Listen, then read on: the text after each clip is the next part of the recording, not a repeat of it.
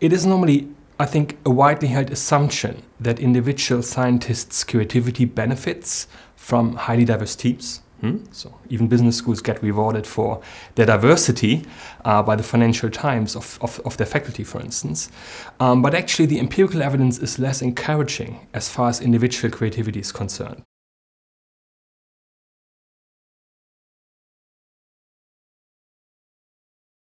What prompted this research is to examine the predictors of creativity, well, in the pharmaceutical industry. And to explain this, I think I need to talk a little bit more about what that really means. If you think of Bayer, the German pharmaceutical company, for instance, Bayer started developing actually aspirin in 1897. So this was basically a novel and useful idea, but at some point was implemented and gave the company a competitive advantage over decades. In fact, nowadays you can still purchase aspirin. It's still a competitive product, right? So for research and development teams in the pharmaceutical industry, creativity means money. The outcomes were that creativity benefits those scientists in those research and development teams the most if the team developed what is called a shared knowledge about who knows what, which is a shared understanding of where expertise in the team is located, while at the same time people are highly self-efficacious with respect to creativity. So they actively seek out and try to acquire this informational resource which is available in these highly diverse teams. What's surprising here perhaps is that it is not only the diversity that predicts individual creativity, it is not only picking people with the right characteristics, for instance, that is those that are high on creative self-efficacy. In fact, it is the interplay between the two plus the development of a shared understanding of where the expertise is located within the teams.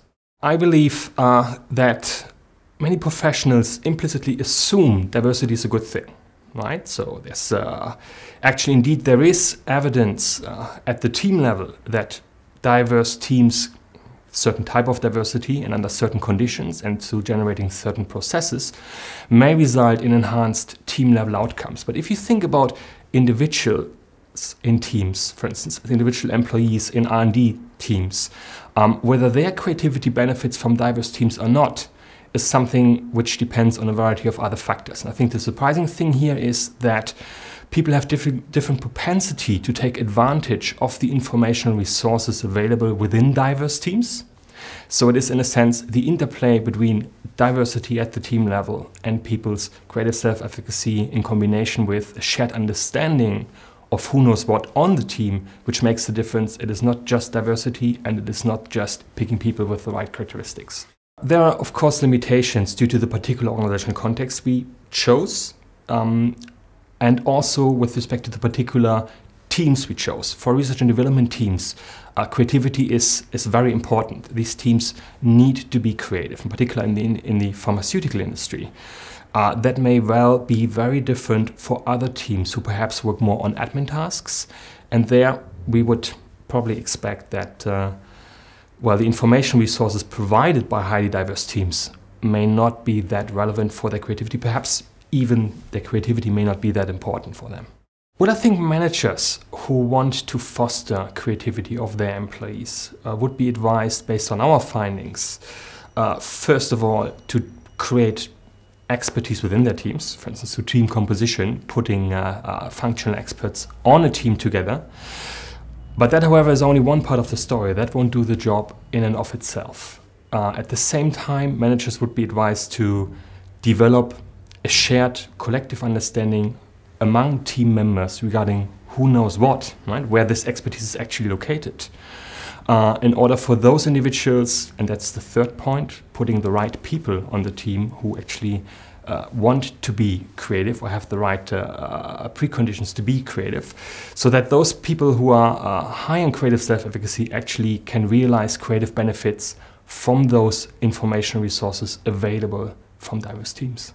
Well, I think what is a quite interesting research avenue to go from here, I think we started actually doing this with this research project, is rather than to assume that individuals do not vary in their reactions to a shared team context, such as a diverse team, right? That everyone would benefit equally from diversity in teams, for instance. One should look at individual differences that would explain why some people benefit from diversity, for instance, while others don't.